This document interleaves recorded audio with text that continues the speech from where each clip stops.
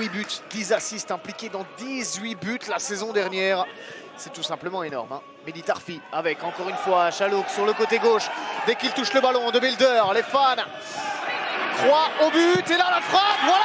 Et voilà le premier but de cette saison, de cette nouvelle saison de D1B qui arrive après 18 minutes. Ah, il y avait un petit peu de mésentente dans la tribune et c'était super bien parti de Builder qui envoie ça et franchement c'est une superbe frappe. Superbe frappe. Il n'y a tout simplement qui fera pâlir plus d'une équipe de D1A, croyez-moi. Et là on voit du très beau jeu, ça tourne bien, sauf que maintenant, pourquoi pas la revanche avec Stallone, Limbombe, la réponse au deuxième poteau, il faut tirer et marquer. Et voilà la réponse après quelques secondes seulement, quelques minutes, allez. Et non, quelques secondes, hein, franchement, ça ne fait que 2 minutes. Ivan Yagan et Ivan Yagan. On va revoir, ça tournait bien. Et puis il y a Lennart Mertens qui loupe un petit peu son geste. Superbe finition par contre là de Yagan. Superbe but de l'ancien Molenbeekois qui vient tout de suite. Efestion, ah, il se met dans le sens de la marche, il trouve Kevin Zouzi, oh, attention la sortie un peu au pâquerette là de Parfait Mandanda, le but est ouvert, Kevin Zouzi, il y a peut-être Glenn Klaas, l'ouverture du score, signé Kevin Zouzi. Ah, il a profité d'une sortie très hasardeuse de Parfait Mandanda et tout le sang-froid de l'attaquant français. Ah, c'est logique hein, au regard de cette première demi-heure. On va revoir ce ballon d'Efestion. Ah, il met son corps pour protéger le ballon. Et puis là, Nzouzi qui fait parler sa vitesse. Mandanda est au pâquerette. Et il s'ouvre le chemin du but avec la complicité du montant. Kevin Nzouzi qui débloque le marquoir ici au stade Marktens. L'arbitre. Le Joncourt. Nzouzi.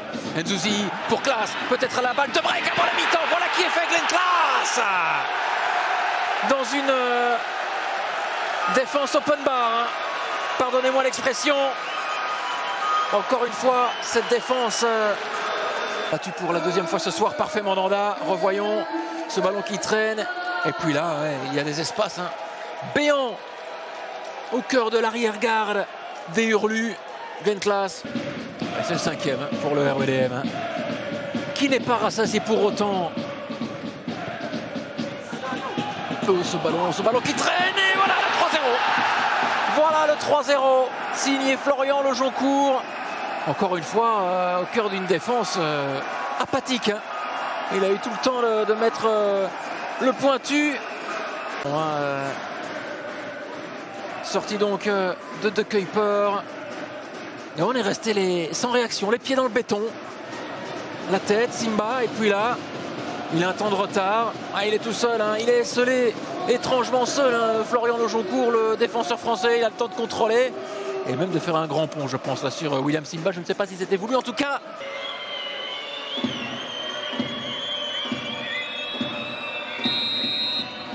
Mohamed, la prise d'élan devant De Fourny. Il est pris à contre-pied, le portier molenbeekois.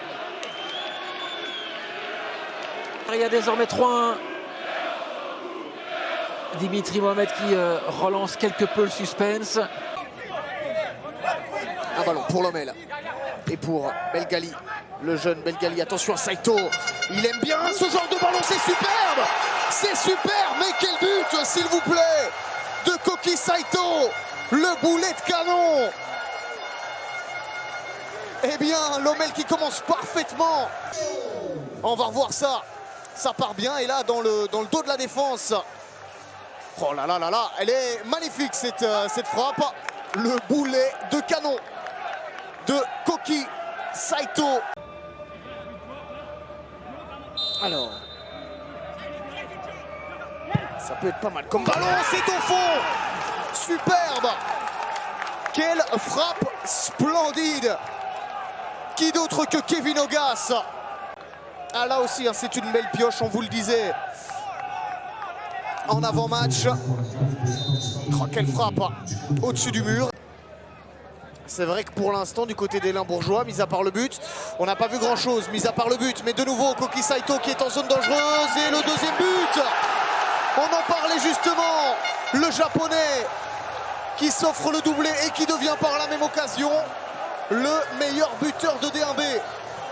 Colomel était un petit peu en difficulté dans cette fin de première mi-temps et qu'on n'avait pas vu grand-chose. Alors est-ce que c'est lui? Est-ce que c'est lui? C'est bel et bien Kevin Kiss en tout cas qui fait l'assist. Mais ce n'est pas un but. Ce n'est pas un but de Koki Saito. C'est un autobut de Brendan Schoonbart. Carte rouge logique en tout cas pour Laurent Lemoine. Et ça, malheureusement, ça ne fait pas du tout les affaires de Lommel en début de seconde période. Est-ce qu'ils vont être doublement punis? Juste après, un ballon qui termine au fond. Un ballon qui termine au fond, la double punition pour les Limbourgeois. Et un match qui change totalement du tout au tout. Toute la physionomie de cette rencontre. Et ça termine au fond. Maderner qui vient de se faire